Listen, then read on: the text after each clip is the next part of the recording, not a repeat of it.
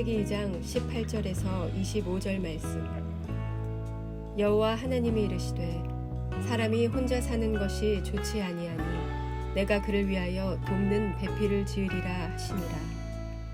여호와 하나님이 흙으로 각종 들짐승과 공중에 각종 새를 지으시고 아담이 무엇이라고 부르나 보시려고 그것들을 그에게로 이끌어 가시니 아담이 각 생물을 부르는 것이 곧 그 이름이 되었더라. 아담이 모든 가축과 공중의 새와 들의 모든 짐승에게 이름을 주니라. 아담이 돕는 배필이 없으므로 여호와 하나님이 아담을 깊이 잠들게 하시니 잠들매 그가 그 갈빗대 하나를 취하고 살로 대신 채우시고 여호와 하나님이 아담에게서 취하신 그 갈빗대로 여자를 만드시고 그를 아담에게로 이끌어 오시니 아담이 이르되 이는 내 뼈 중의 뼈요 살 중의 살이라. 이것을 남자에게서 취하였은즉 여자라 부르리라 하니라. 이러므로 남자가 부모를 떠나 그 아내와 합하여 둘이 한 몸을 이룰지로다. 아담과 그의 아내 두 사람이 벌거벗었으나 부끄러워하지 아니하니라. 아멘.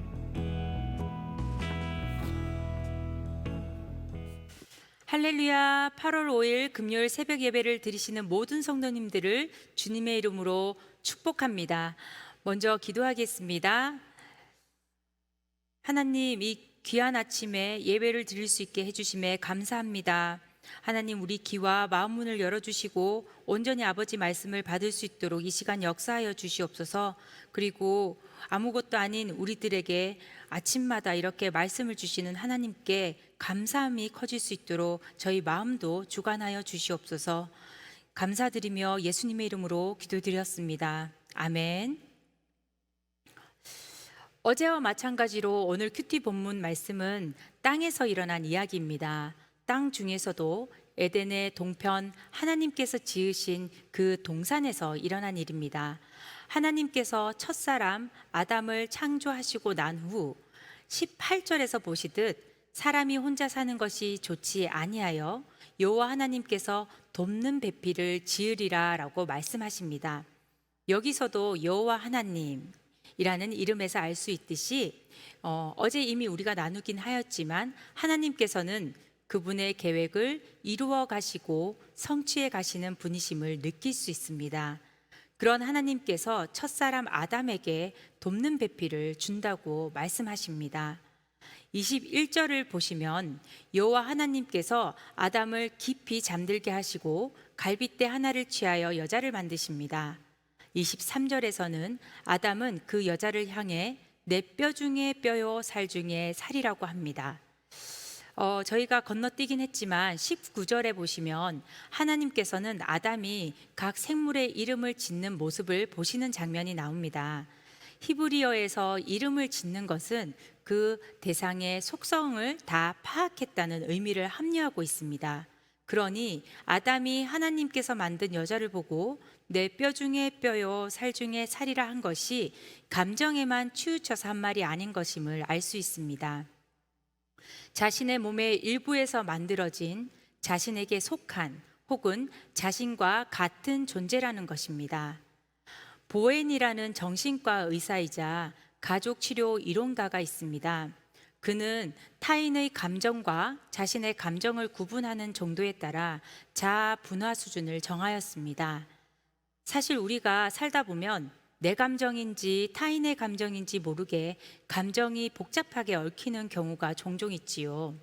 부부 관계에 있어서 이 자아 분화 능력이 저하되어 있다면 부부의 관계가 그리 평탄하지 않다고 합니다. 예를 들어 보겠습니다. 막장 드라마를 보고 난 후 퇴근한 남편에게 싸늘한 시선을 보내는 부인이 있다고 가정해 봅시다.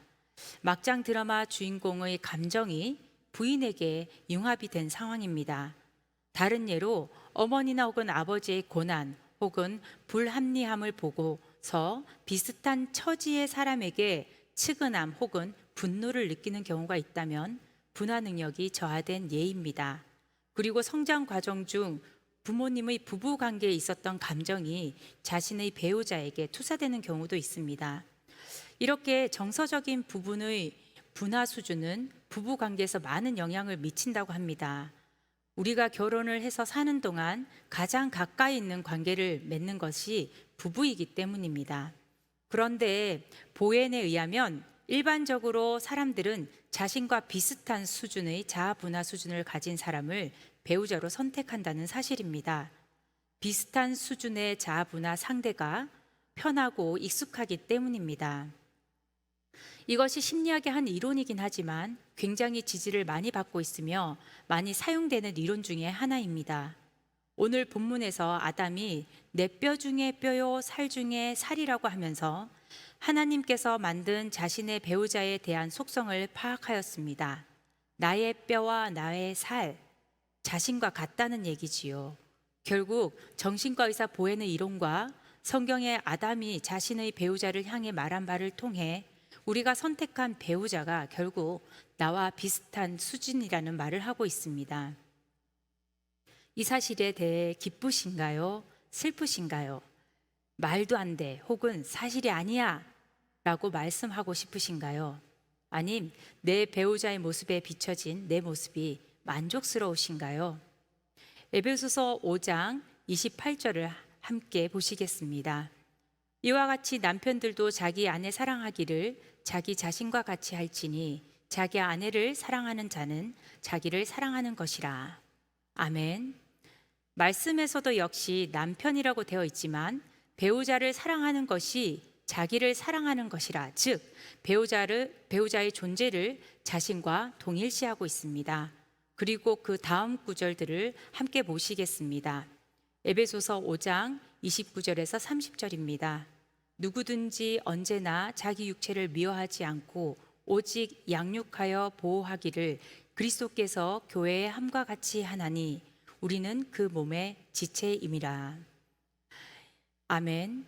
29절에서 자기 육체를 미워하지 않고 양육하여 보호하기를 그리스도께서 교회의 함과 같이 하나니, 즉 자기 육체를 아끼고 사랑하는 것처럼 자신의 일부인 배우자를 사랑하고 아끼는 것은 예수 그리스도께서 교회된 우리 각자에게 하신 것과 같다는 말씀입니다.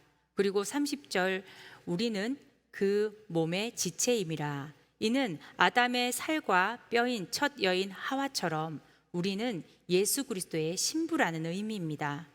결국 오늘 큐티 본문 말씀은 창세기의 부부 관계가 예수 그리스도와 믿는 자들의 관계이자 그 관계가 오늘 사는 부부 사이에도 나타나야 한다는 것입니다.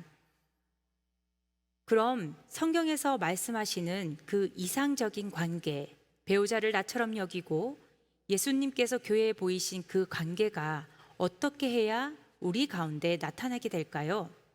창세기 5장 23절을 보시겠습니다. 아담이 이르되 이는 내 뼈 중에 뼈요 살 중에 살이라. 이것을 남자에게서 취하였은즉 여자라 부르리라. 아멘. 남자에게서 취하였은즉 여자라 부르리라. 남편과 아내의 관계를 예수 그리스도와 교회 성도라는 관점에서 성도는 예수 그리스도에게로부터 나온 사람들입니다. 마치 아담에게서 여자가 만들어졌듯이 예수님을 믿는 믿음으로 성도가 탄생한 것입니다. 성도는 예수 그리스도를 믿고 의지하고 그분을 바라보는 사람들입니다. 우리의 허전함과 공허함을 채우는 것은 나의 만족을 충족시켜줄 어떠한 인간관계도 아니고 세상 것들이 아니라는 것입니다. 오직 신랑 되신 예수님과 동행했을 때 우리 안에 있는 그 모든 허전함들이 채워진다는 것입니다. 레리 크레비 쓴 결혼 건축가라는 책에는 이런 내용이 있습니다. 나의 인격적인 필요는 배우자가 채울 수 없다라고 되어 있습니다. 남편들은 아내로부터 존중과 사랑을 받는 것이 매우 중요합니다. 세상 누가 뭐래도 당신이 최고야 라는 말을 부인에게서는 듣고 싶어 합니다. 반면 아내들은 남편으로부터 자신이 안전함을 느끼고 싶어 합니다. 즉, 안전함과 중요함을 느낄 때 자신 안에 있는 그 필요가 채워진다고 되어 있습니다. 세상의 많은 부부관계 세미나나 혹은 그 정보들이 서로를 존중하고 사랑하라고 하면서 그 존중과 사랑의 근원에 대해서는 말하고 있지 않습니다. 그러니 그런 세미나를 듣고 집에 가면 잠깐 실천하다가 이내 되돌아오는 배우자의 거절이나 부정적인 반응에 싸움이 일어나기도 합니다. 그 존중과 사랑을 내 안에서 만들어내기 때문에 한계가 있는 것입니다. 레리 크랩의 결혼 건축가에서는 안정감과 중요감의 인격적인 필요는 예수 그리스도와의 관계를 통해서만 채워질 수 있다고 말하고 있습니다. 그럼 예수 그리스도께서 보여주신 그 무한한 사랑을 통해 우리는 관계 가운데 공허함을 채울 수 있다는 말이 됩니다. 배우자에게서도 세상 누구에게서도 채울 수 없는 공허함이 채워진다면 어떤 상황 속에서도 자신의 가치를 비하하지 않으며 배우자의 반응에 따라 내 마음이 요동치지 않게 된다는 것입니다. 예전에 어떤 목사님께서 말씀해 주셨던 이야기가 기억납니다. 그 목사님은 10살쯤에 부모님을 따라 한국에서 남미의 한 지역으로 이민을 가게 되었습니다. 이사를 간 마을의 유일한 아시아 가정이었고 목사님께서는 학교 전체의 유일한 동양인이었다고 합니다. 매일매일 등교 때마다 종교생에게 놀림을 받았다고 합니다. 아무도 말을 걸어주지 않았고 아무도 밥을 같이 먹어주지 않았다고 합니다. 그냥 치노라고 하면서 놀림을 받았다고 합니다. 치노는 중국 사람을 뜻하는 단어입니다. 학교를 마치고 집으로 돌아가면 아버지 품에 안겨 매일매일 울면서 한국에 혼자 돌아가겠다고 떼를 썼다고 합니다. 하지만 그럼에도 불구하고 다음날 학교를 갈 수 있었던 것은 방과 후 또 아버지 품에서 울 수 있었기 때문에 그 순간만은 숨이 쉬어졌기 때문에 그 시간들을 견딜 수 있었다고 합니다. 우리가 예수님께 할 수 있는 것은 내 마음의 힘듦을 토로할 수 있고 울 수 있고 때도 쓸 수 있습니다. 비록 가정에서 혹은 직장에서 혹은 사업체에서 이 힘든 이민 생활을 하고 있지만 언제나 우리를 품어주시고 귀하게 여겨주시고 그리하여 나를 위하여 십자가에 달려 죽으신 예수 그리스도가 있기에 우리는 숨을 쉬고 마음의 공허함을 채우며 살아갈 수 있습니다. 비록 부부 관계가 벌어져서 나 자신이 초라하게 느껴지더라도 상실의 아픔으로 나 자신의 거처가 불완전하게 느껴지더라도 우리의 어떤 모습에도 불구하고 귀한 신부로 맞아주시는 분이 계시기에 오늘도 살아갈 수 있는 것입니다. 오늘은 본문을 통하여 부부관계라는 인간관계의 하나의 예를 들어 말씀드리고 있지만 모든 인간관계를 대상으로 각자의 상황에 맞게 적용해 보실 수 있는 본문이기도 합니다. 왜냐하면 모든 관계에 있어서 가장 중요한 것은 예수님과 나와의 관계이기 때문입니다. 부부관계가 오랫동안 힘이 들고 배우자의 거절과 부정적인 반응에 낙담이 되어 자신이 한없이 초라해 보이십니까? 나를 바라보지 않고 세상의 일과 자신의 욕구를 충족하는 데 정신이 팔려 있는 배우자를 보면서 외로우십니까? 동물들도 암수같이 있거늘 여타의 이유로 혼자 계십니까? 힘든 이민 생활 가운데 인간관계에서 큰 상처를 경험하셨습니까? 내 마음 아무도 모른다며 속상하고 힘드십니까? 하지만 이런 우리의 모습에도 불구하고 예수님께서는 우리에게 항상 이렇게 말씀하십니다. 베드로전서 2장 9절입니다. 그러나 너희는 택하신 족속이요 왕같은 제사장들이요 거룩한 나라요 그의 소유가 된 백성이니 이는 너희를 어두운 데서 불러내어 그의 기이한 빛에 들어가게 하신 이의 아름다운 덕을 선포하게 하심이라. 아멘. 예수님께서는 너희는 택하신 족속이요 왕같은 제사장이요 거룩한 나라요 그의 소유가 된 백성이라고 우리를 정의해 주십니다. 배우자로부터 사람들로부터 존경이나 내가 원하는 안정감을 받지 못하더라도 이미 내 안에 채워진 그분의 사랑이 있기에 우리는 부족한 모습의 배우자들을 서로 품으려고 애쓸 수 있으며 혹여 그것이 매일매일 실패하더라도 용기를 내어 도전할 수 있는 것입니다. 이것을 우리는 은혜라고 부릅니다. 은혜, 값없이 주어진 선물이라고 성경은 말하고 있습니다. 그리고 한 가지 더, 우리의 필요를 예수님께서 채워주시는 것은 주님께서 주시는 나를 향한 용서입니다. 묻지도 생각지도 않으신다는 그 용서가 있기에 배우자, 이웃들의 잘못에도 정죄하지 않고 힘든 가운데 생각과 마음을 지켜나갈 수 있는 것입니다. 창세기 2장 25절을 보시겠습니다. 아담과 그의 아내 두 사람이 벌거벗었으나 부끄러워하지 아니하니라. 아멘. 예수 그리스도 앞에 우리가 발가벗겨져 우리의 모든 허물이 드러나더라도 부끄럽거나 수치스럽지 아니함은 우리를 향한 그분의 용서가 있기 때문입니다. 그 용서는 자신의 피값을 지불하는 용서입니다. 살이 찢기도록 매를 맞고 십자가에 달려 뜨거운 태양 아래 피를 말림을 통해 이루신 용서입니다. 신부된 우리를 너무나도 사랑하시기 때문에 우리를 살리시기 위해 이루신 용서입니다. 예수 그리스도를 통한 은혜와 용서가 우리 안에 채워질 때 배우자를 향한, 이웃을 향한 우리의 마음도 은혜와 용서가 넘치고 매일매일 실패하더라도 그들을 품을 용기가 다시 생김을 묵상할 수 있습니다. 말씀을 정리하겠습니다. 많은 사람들이 사람들의 칭송에 내 마음을 채우고 그럴듯한 배우자의 배경과 섬김의 안정감을 찾으려고 합니다. 하지만 우리는 모두 연약한 사람들입니다. 배우자가 돕는 배필이 되기를 원하지 내가 배우자 혹은 주변 사람들의 돕는 배필이 되기를 원하지는 않습니다. 하지만 창세기에 나오는 아담의 내 뼈 중에 뼈요, 살 중에 살이라고 하와를 칭한 것처럼 성경은 우리가 예수 그리스도의 지체, 즉 그분의 뼈이고 살이라고 하시면서 우리를 예수 그리스도의 신부로 부르셨습니다. 흠 없으신 예수님께서는 그분의 사랑으로 우리의 영혼의 공허함과 세상에서 채우지 못할 차고도 넘치는 은혜를 주셨습니다.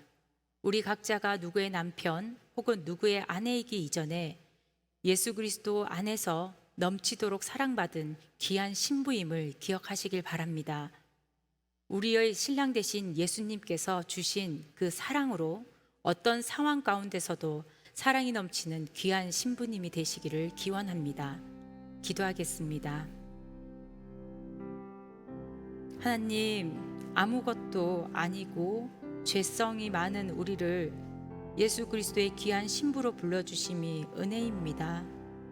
하나님, 우리를 신부되게 맞이하시기 위해 감내하신 그 고통을 묵상하면 저희가 그 자격 없는 그 자리에 앉아 있음이 정말 은혜입니다. 이 아침 예수님을 통한 그 큰 사랑이 우리 심령 가운데 가득히 넘쳐서 남편을, 아내를, 이웃을, 성도를 섬기고 또 섬기는 귀한 역사하심이 우리 안에서부터 일어날 수 있도록 인도하여 주시옵소서.